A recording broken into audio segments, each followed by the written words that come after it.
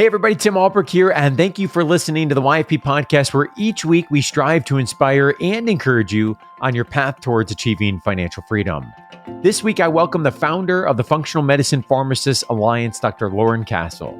During the show, we discuss how her experiences working with Walmart in influencer marketing, personal branding helped prepare her for growing her business, why she started the FMPhA to integrate pharmacists into functional medicine and functional medicine into pharmacy, and how she planned for the transition over 5 years from employee to entrepreneur.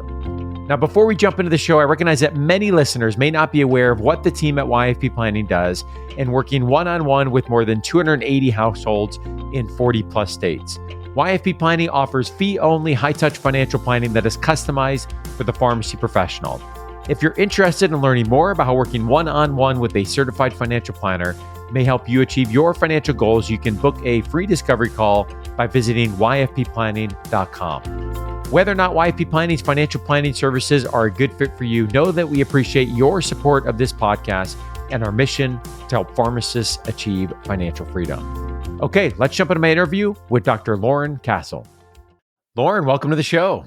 Thank you so much for having me, Tim. So this episode has been a long time in the making. We've crossed paths for many years now through Ohio Pharmacy Association and other circles. We share our alma mater, Ohio Northern. So go Polar Bears. Yep. So let's start there with your career path into pharmacy. What led you into the profession and how you ultimately landed the work that you've been doing with Walmart really for over the last 10 years now? Sure. So like many people, I decided I wanted to go to pharmacy school when I was in high school. I actually had started working at an independent pharmacy in Monroe, Michigan, and absolutely loved it. So I thought for sure I was going to go to pharmacy school and become a pharmacy owner whenever I graduated. I ultimately ended up meeting my husband while I was in school, and that is what led me to pursue a different internship. And I thought to myself, what better time to just get some totally different experience? I've already got my path laid out. I know what I want to do, but just in case, I'll check out the exact opposite of an independent pharmacy, right? Like the largest company in the world. Mm-hmm.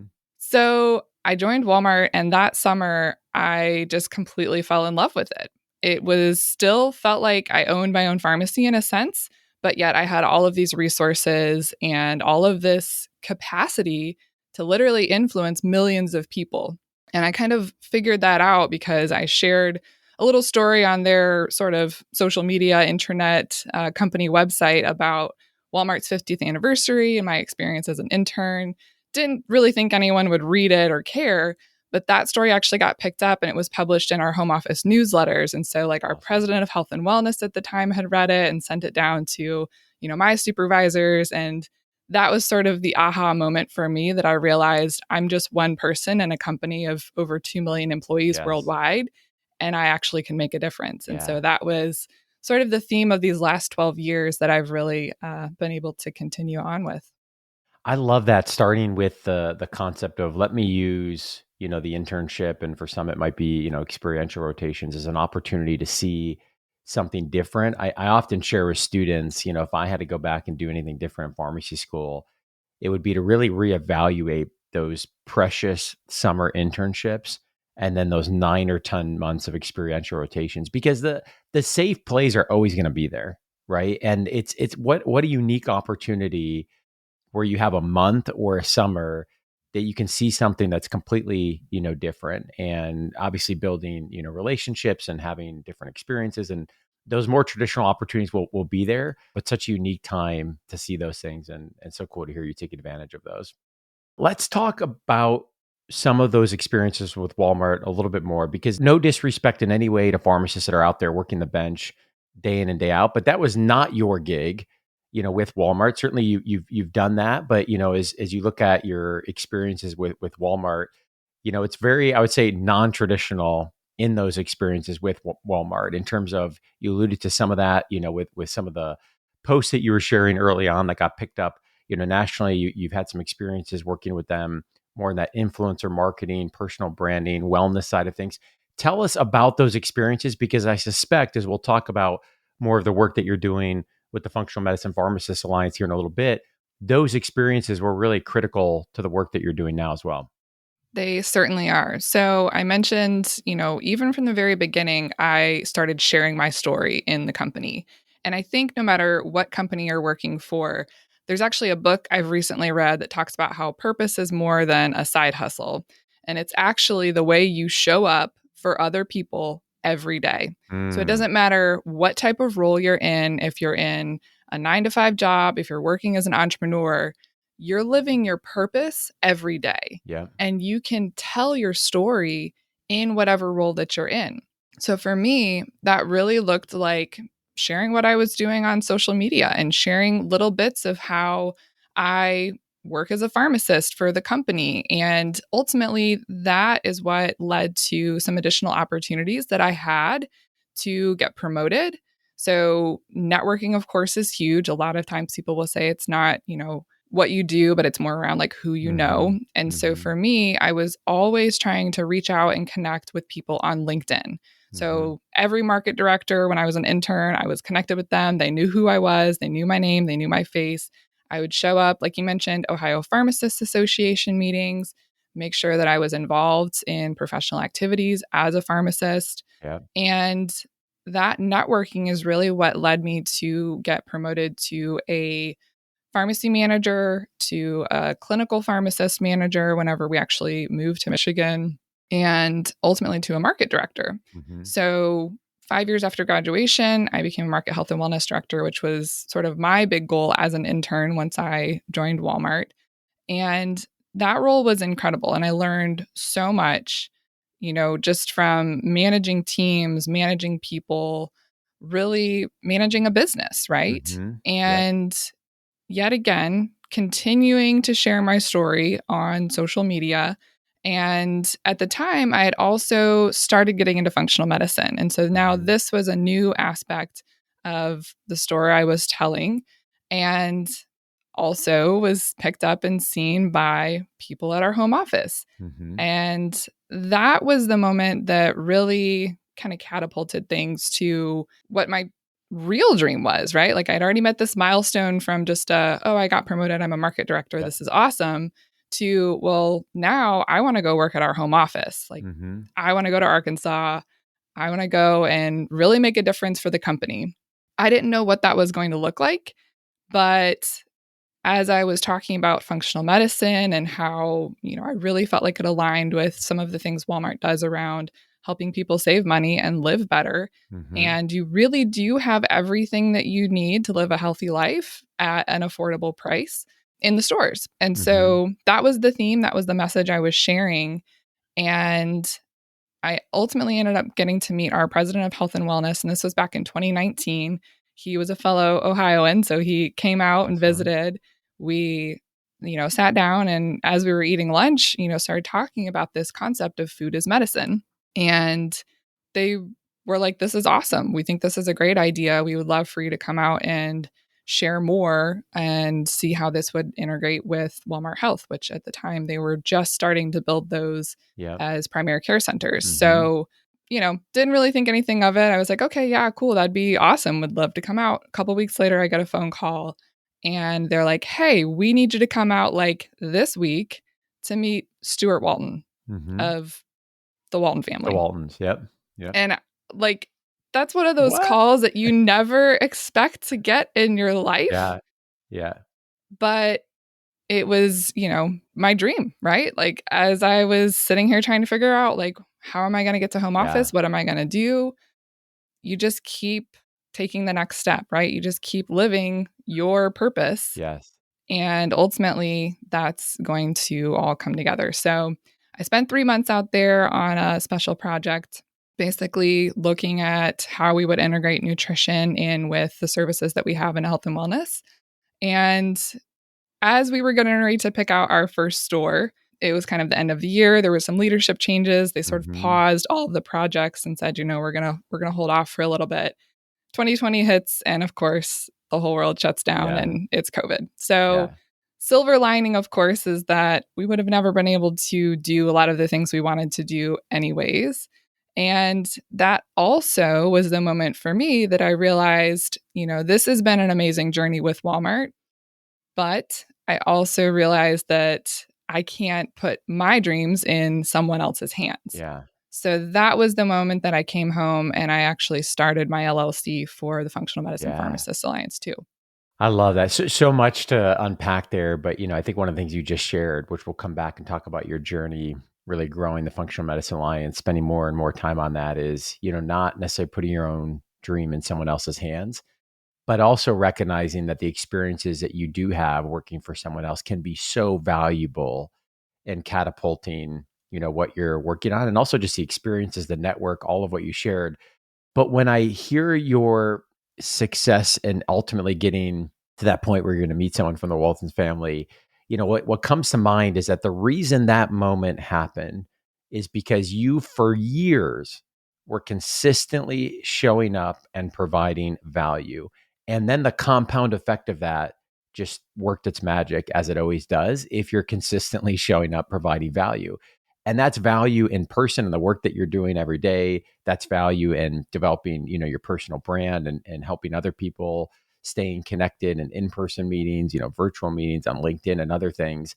And I think we sometimes lose sight of that when we see someone who has gotten to the point of launching a business, or they've grown a following of, whatever number of followers on LinkedIn, and they've got a great personal brand.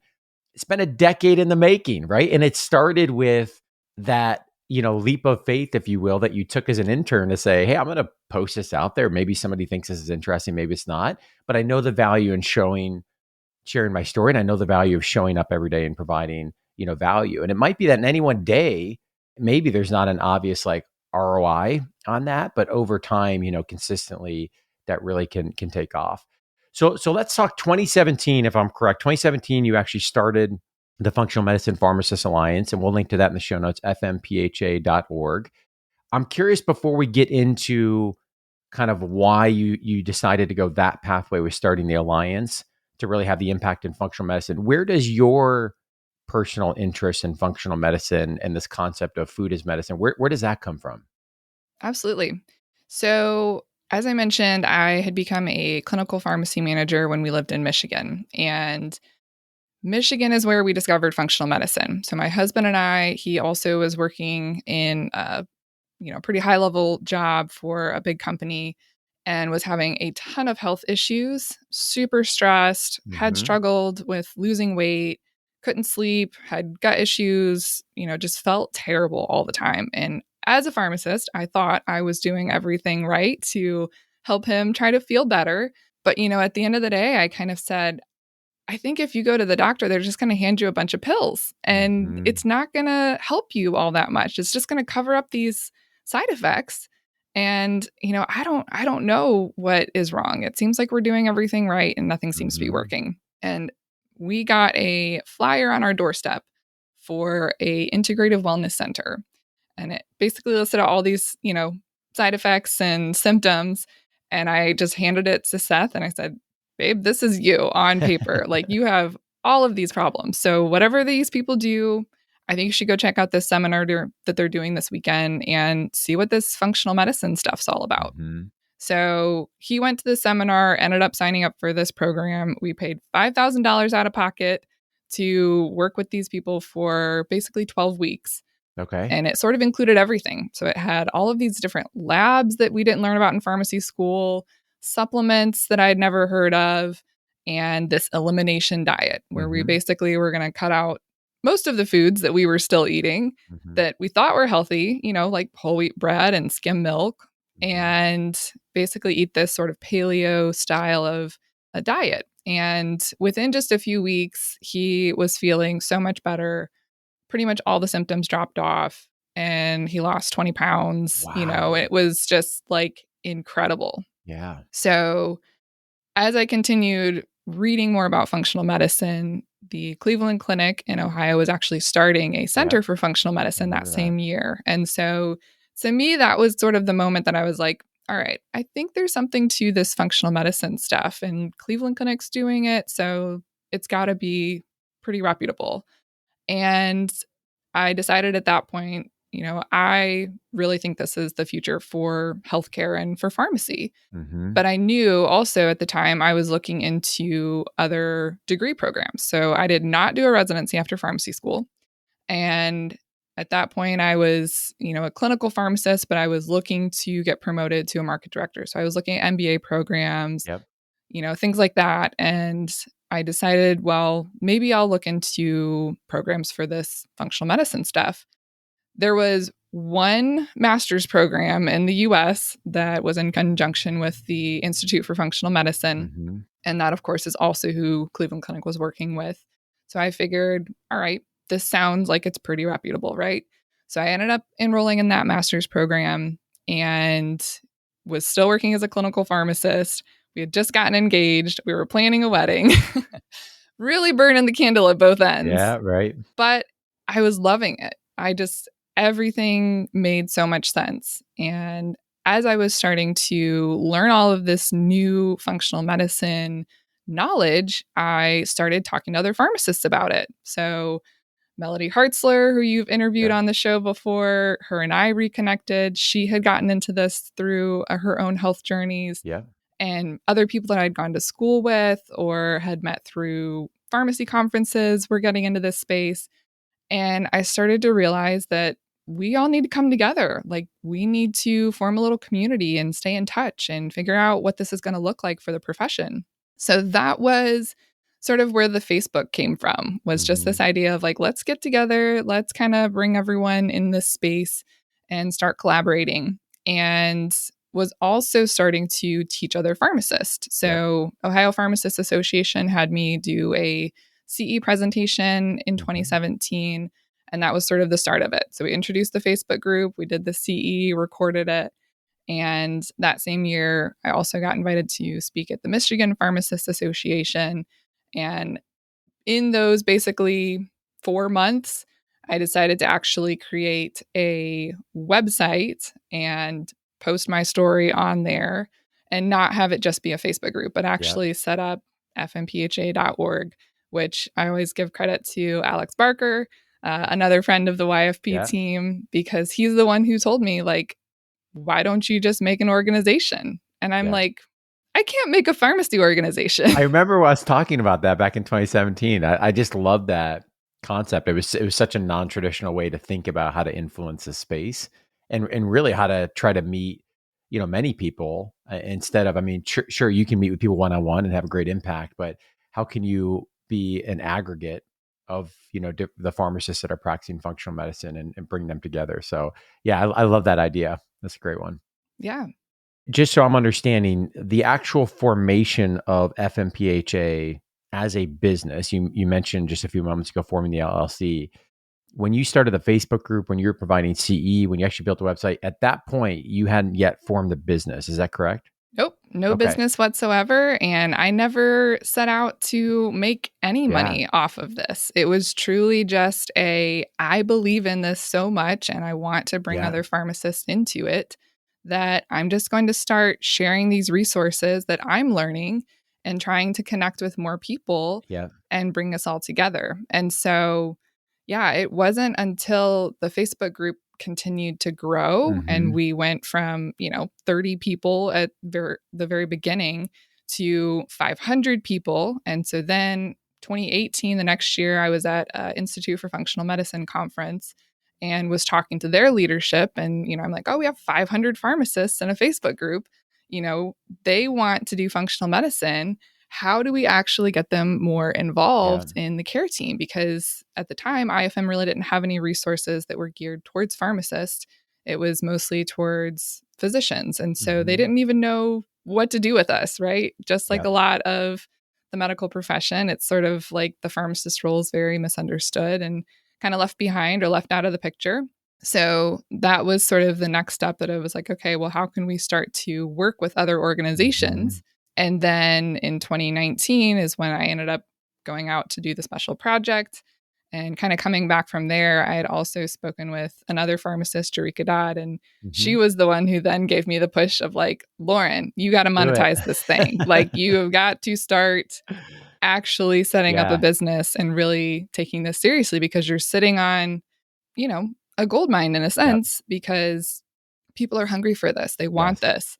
And yeah, we were at a functional medicine symposium, and I had someone that asked me, how do I become a member? How do I join? How do I sign up? today. Let me And I was figure like, that out. I will get back to you. But Lauren, what I really like about that is I don't want to lose that there was at least 2 years, until that point of, okay, how can I monetize this? We're providing value, it's growing, which there should be. Jarika is correct.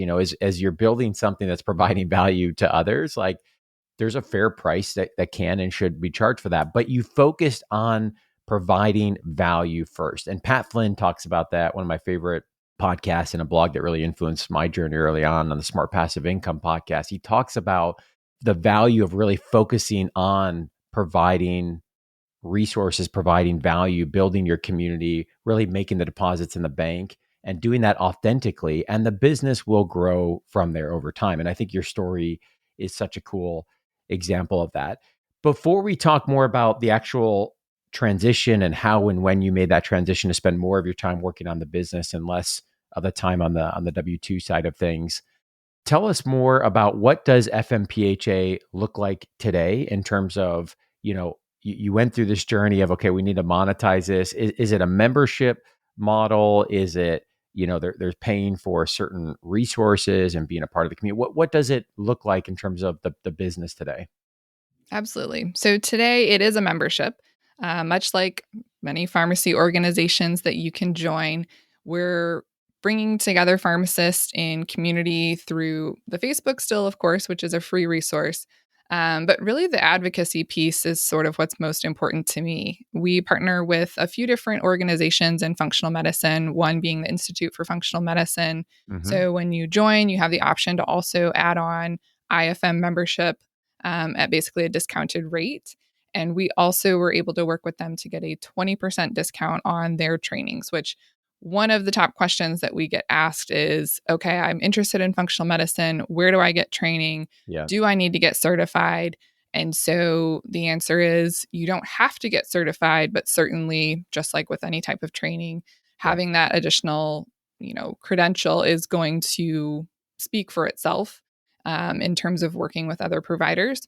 And so we really were wanting to get more pharmacists into that organization. And so part of that was how can we make it more Mm-hmm. affordable? Because again, it's not cheap. A lot of these certifications are Yeah. upwards of $10,000 or even $20,000. So that was kind of our first big step. We also worked with them to actually get the word pharmacist listed as a Love it. provider type, right? So it's the little things to some of these organizations that mean a lot to us as Yes, pharmacists and for to the sure. profession. So those are some of the things we do. We also work with A4M, which is the American Academy of Anti-Aging Medicine. Mm-hmm. We also have discounted rates on their training programs as well. So those are sort of the big two training programs that we've partnered with. And then we're actually working on launching our very first course for members. So Functional Medicine Pharmacist Bootcamp will be launching in January as of the time of this recording. And that's really the culmination of all of these, 7+ years of That's right. working in functional medicine, trying to figure out how do we actually do this as pharmacists and answering a lot of those frequently asked questions around training and Yeah. how to implement it and what types of jobs you might be able to find or create for yourself, and really just putting all of those pieces together. Mm-hmm. So, the last couple of services that we also offer, of course, is with CE. We have a few different Mm-hmm. partners there at the time. Again, when I got into this, there was no CE for pharmacists in functional medicine. Mm-hmm. Now we've got, a couple different partners that we work with that are offering functional medicine CE. So that's another area. And then, of course, we have our annual meetup in conjunction with functionalmedicinece.com. And we have our meetup there every year, usually in the fall. So in-person event. It's been really great to get back together with people and actually, again, bring that networking together because you Yeah. never know who you're going to meet and where they're at in their journey and how they might be able to help you as well. Yeah. One of the things I'm curious to get your opinion on is from an outsider's perspective, kind of following the functional medicine movement, seeing more pharmacist clinicians start to dabble in this space, I think for really good reasons. I'm not seeing a lot of differentiation. And as I've talked to a couple people that are starting up a business, of which I know very little about functional medicine, but I'm looking at it from a business perspective, what really is glaring to me at first is like, why you, why your services. There's not like a compelling differentiation that I'm seeing there. And so as someone who I think spent a lot of time building a strong personal brand, doing influencer marketing, really building, a niche of what you're doing out there and understands the importance of that differentiation. What advice would you have someone for, that's listening, saying, hey, I'm really interested in functional medicine, about how they might differentiate themselves in this space and what they're offering? Yeah, so I think you bring up a good point, and that was sort of another reason that I finally kind of pulled everything together into this boot camp course, is that I had a lot of pharmacists that were coming and saying, I'm studying functional medicine and I want to figure out how to use it. And I think everyone somehow or another, because of course, a lot of this really picked up steam during COVID Hmm. in 2020, and virtual or telehealth became kind of the norm for a little while. And so a lot of people assumed that, like, oh, if I'm a pharmacist, I can quit my pharmacist job and launch a virtual functional medicine practice and become a millionaire. Like, Patients will be flooding and scheduling yes, left and right. yeah, Yeah. Yeah. exactly. And for some people, they can do that. For a lot of people, it's not that simple.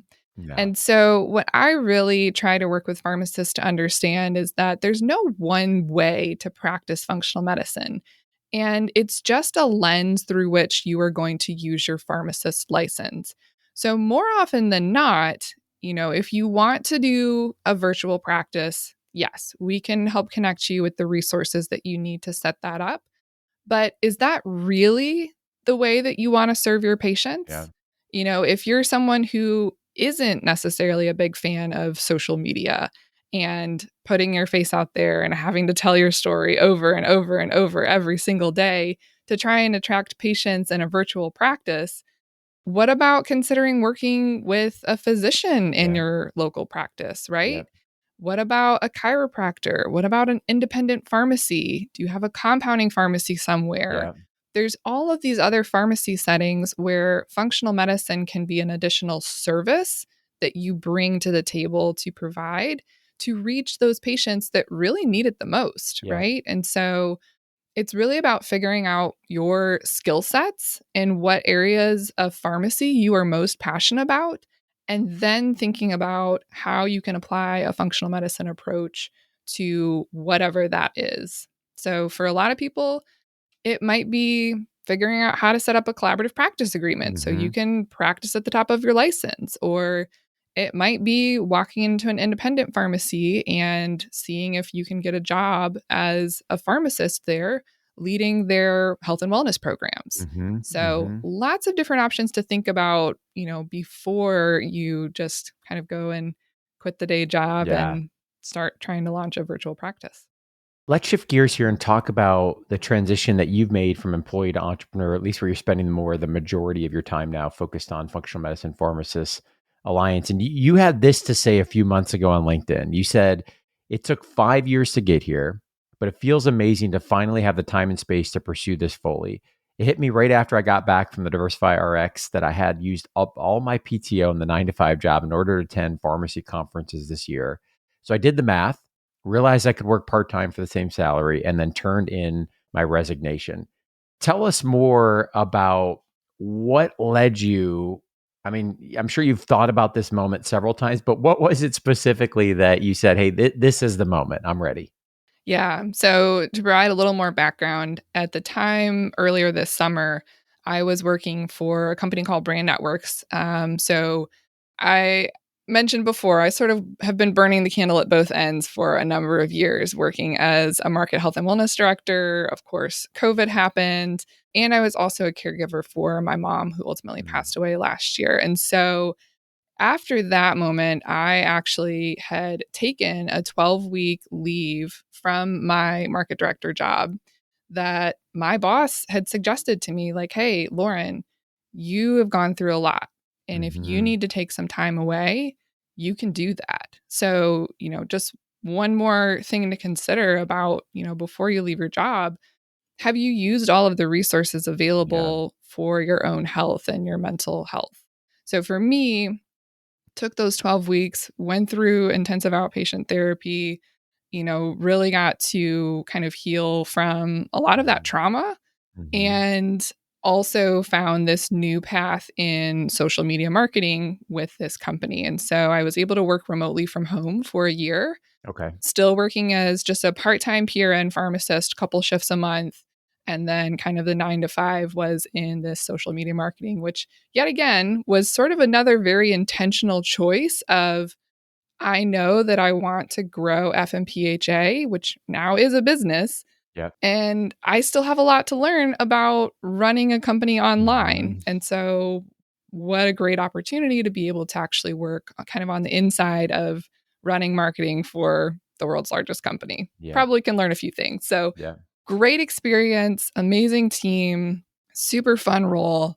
But yes, I was having to take time off in order to actually go to pharmacy conferences, which were finally kind of starting back up Back again in up. Yeah. 2021. And so I was doing a lot of traveling. And even though I was in a remote role, I still didn't really have flexible hours. Like I still had to be available from 9 to 5. Mm-hmm. And so as I was taking all of this time off, it hit me because we were planning for our pharmacy symposium in the fall, and I wasn't going to have the PTO to take to go to my own Your conference. own event. And I was like, oh, wow, okay. And Yeah. so that was the moment that, like I said, really just sat down and did the math. And it was like, I think it's time. I think Yeah. it's time. And so my market director had actually reached back out to me, the one who backfilled my position that I had trained, and said, "Hey, I've got a store open. If you want to come back, whatever hours you want to work, Oh, it's we can amazing. make it work." So I was like,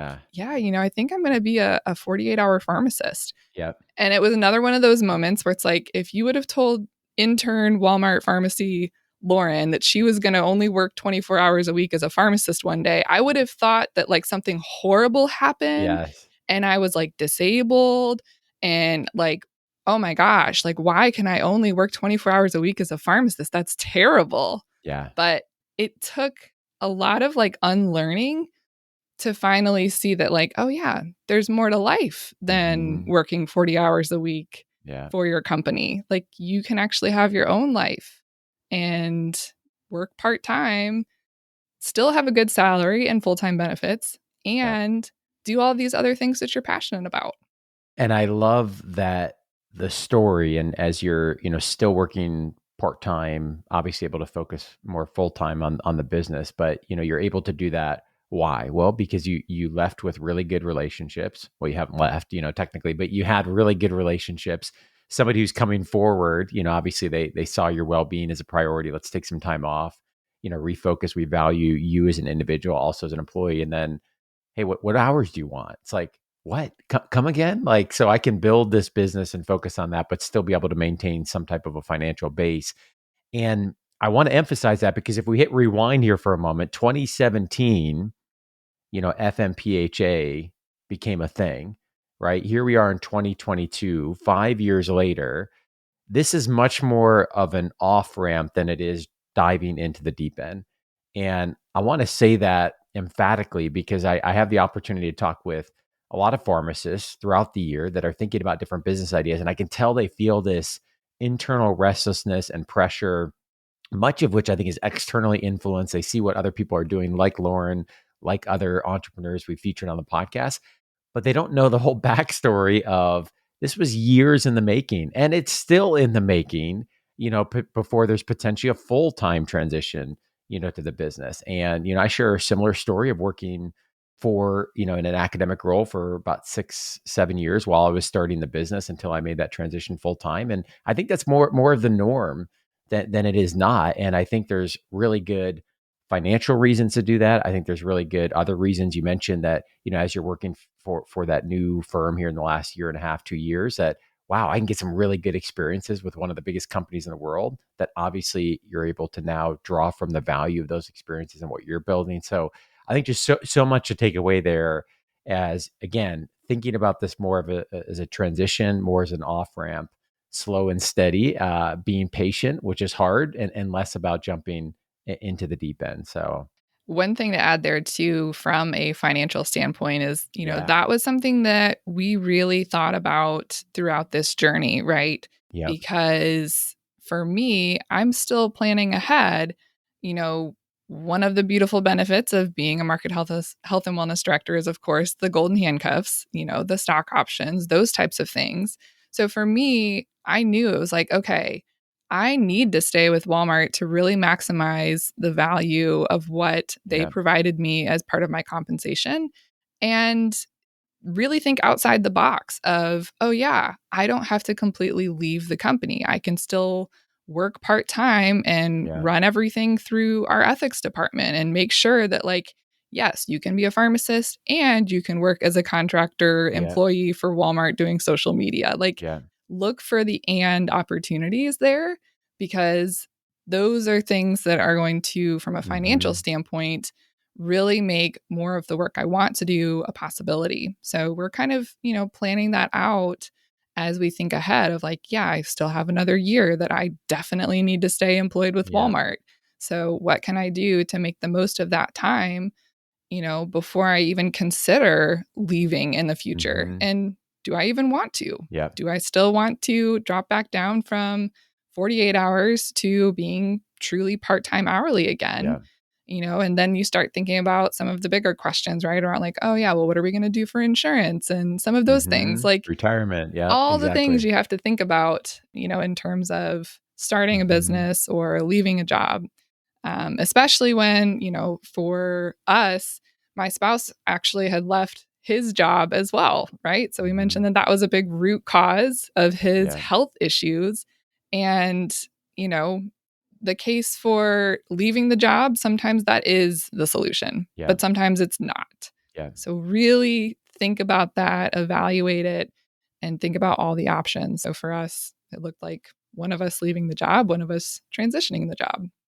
This is so great. Look for the and opportunities, and I think when people are building something, there's a lot of internal pressure where you kind of fall into this trap. I know I felt this for a period of time of like, there's option A or there's option B. Either I'm not working on the business or I'm going full time in the business, but there's always more options. There's Hmm. always more options, and I think it's having the creativity to see what those may be as well. I want to wrap up by asking you two questions that I'm adopting and stealing from Tim Ferriss, who asks great questions on his podcast.